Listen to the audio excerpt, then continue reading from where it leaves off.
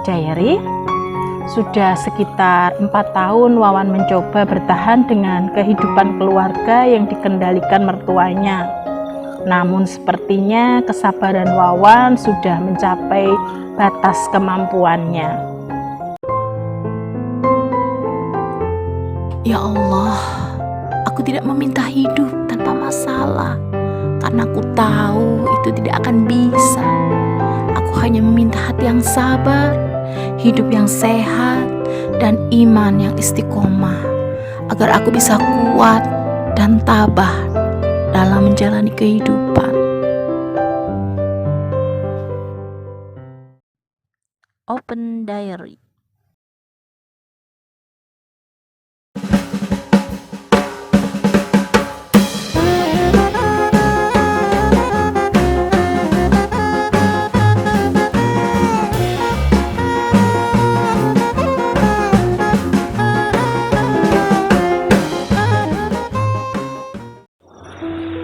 Assalamualaikum warahmatullahi wabarakatuh. Halo Elin Story Lovers, apa kabar kalian hari ini? Pada kesempatan kali ini saya akan membawakan sebuah kisah yang dikirim oleh Mas Pandi di Jogja.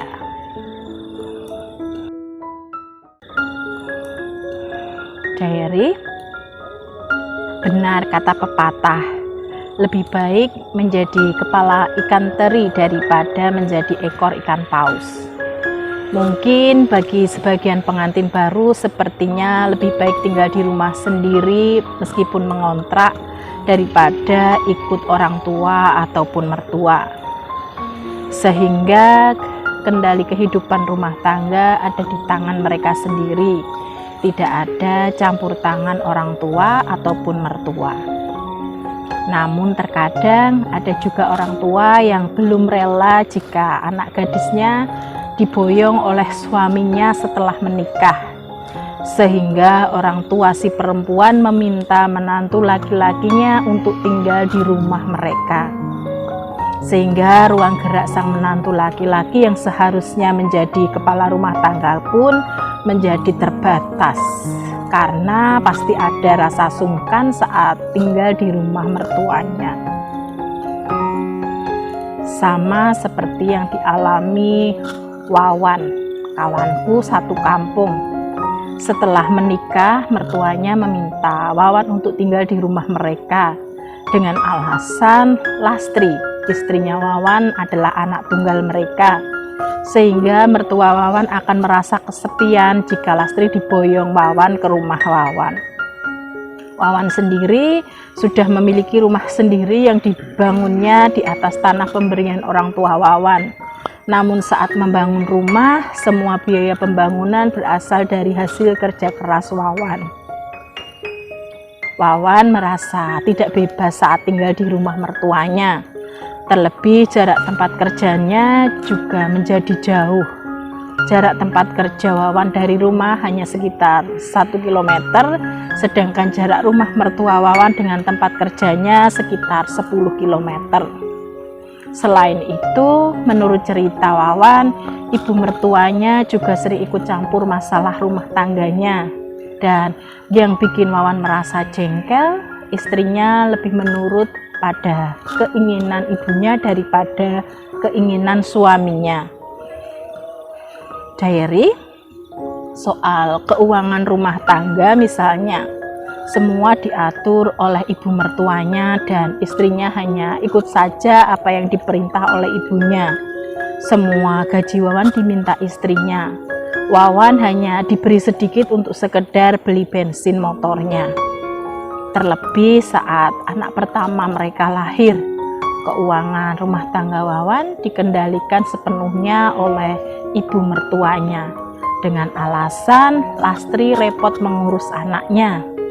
Padahal terkadang Wawan juga ada pengeluaran yang di luar dugaan, misalnya menghadiri pernikahan atau pas motornya harus diservis dengan mengganti beberapa part yang sudah saatnya diganti.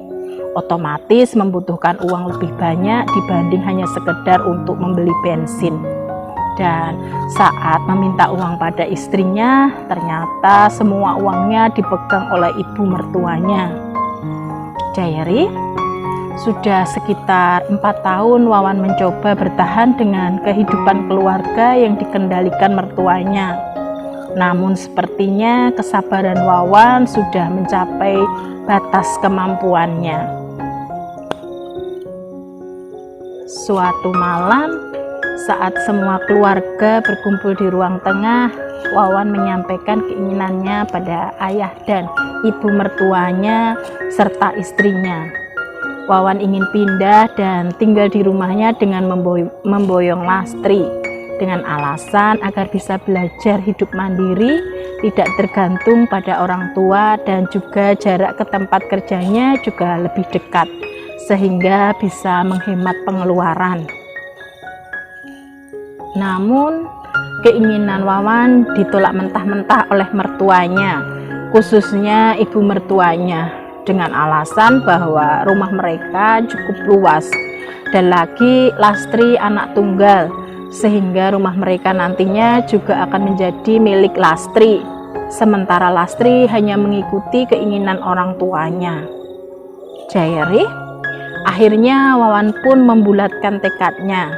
Jika Lastri tidak boleh diboyong untuk tinggal bersamanya, maka dia akan menceraikan Lastri. Wawan tetap akan keluar dari rumah itu. Ibu mertua Wawan bukannya kasihan dengan Lastri yang akan menjanda, justru mempersilahkan Wawan jika ingin menceraikan Lastri. Singkat cerita, Wawan dan Lastri pun berpisah.